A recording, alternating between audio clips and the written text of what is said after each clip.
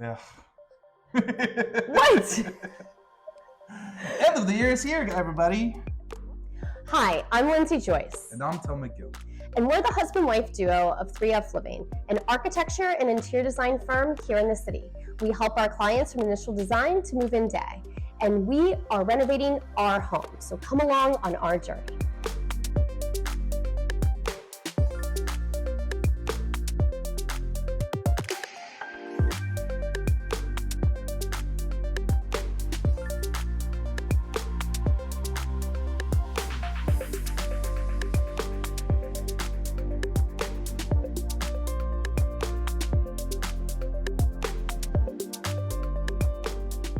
Hi everybody. So on today's episode, we wanted to close out the year with an end of year recap.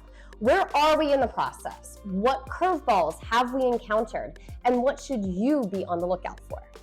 All right. Although we started the year strong and got our package in right before Christmas of last year, we did encounter a few curveballs along the way. So we wanted to take you guys through this and kind of explain our scenario and situation and how we're planning on getting out of it. So one of the curveballs that we encountered was just the changing of a property manager. And this happens a lot in buildings. And a lot of times when that happens, and it happened quite a few times in our particular building, that our package kind of got shuffled along the way. By the time the summer came, which is our very, very busy season, we had to take a little break, a pause in working towards our renovation and going back and forth with the building. So the second curveball that we encountered was the amount of amps that were running to our unit. We did our due diligence at the beginning of the project, as we do for clients and everybody. We, went to the basement, we spoke to our super, he looked at the main, it looked like we had 100 amps. Tomek did his due diligence in the site survey, and our box in our unit does accommodate 100 amps. So we, based on assumption, had 100 amps. When we went to the appliance store, we got super excited because we were like, yes, we finally get induction and wall ovens and all the great things. And we put our deposit down, and then we spoke to our electrician. And our electrician advised us to make sure that not just the boxes, but the wire that's connecting the boxes is also rated for 100 amps. Because he's found this recently in a lot of apartments where it's false on what you see. This was a lesson learned that he was like, we better make sure. And you know what? Guess what? We took the panels off.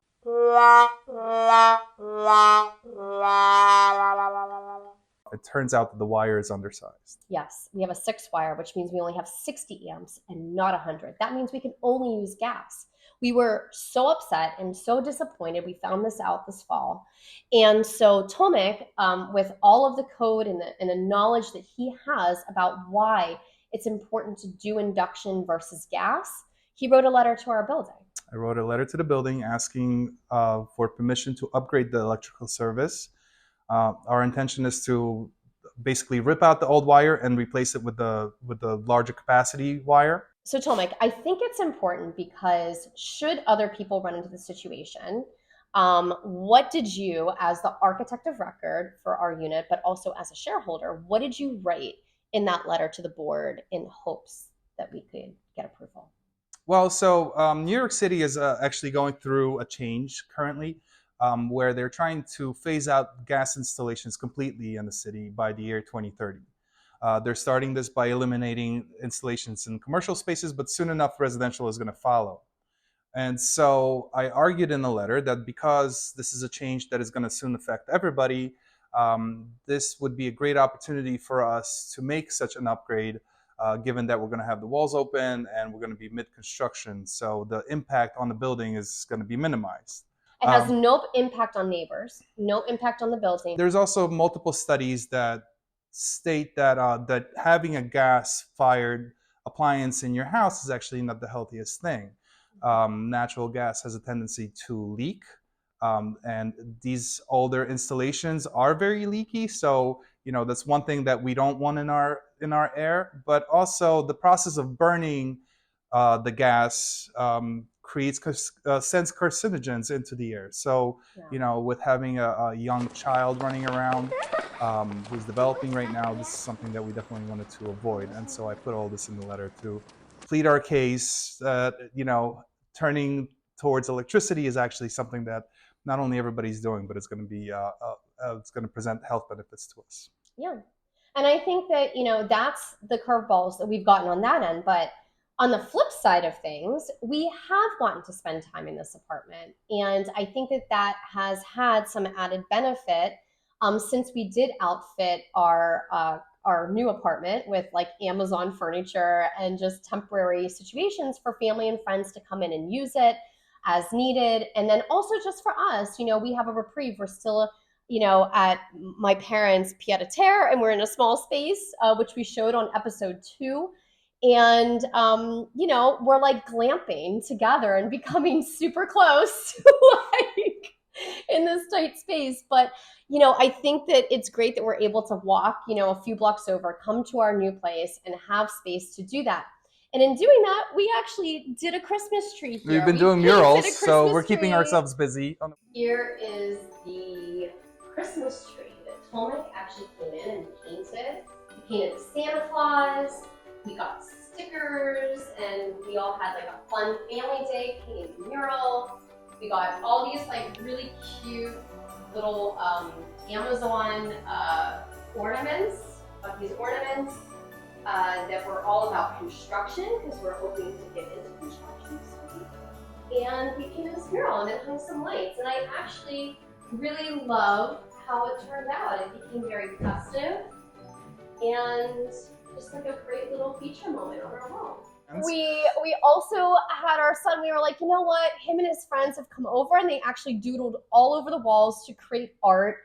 And we actually had Thanksgiving here. So, we're making, life gave us lemons and we're making some lemonade in our apartment until we get approval, which we're really hoping. I think that we're towards the end, and we're really hoping that in Q1 of this new year that we get to break ground, start construction, and be able to show you what we've designed. With all of the curveballs that have happened, we have had one significant positive thing that has happened while being here. And since we've been able to enjoy the space on the weekends and things, Tomek found a bricked over window in our living space, which allows us to get our window ACs out. All right, Tomek. So why don't you show us where the bricked over window is? It's actually like right in the middle there. Okay. So it's slightly above the fridge, but I'll show you here.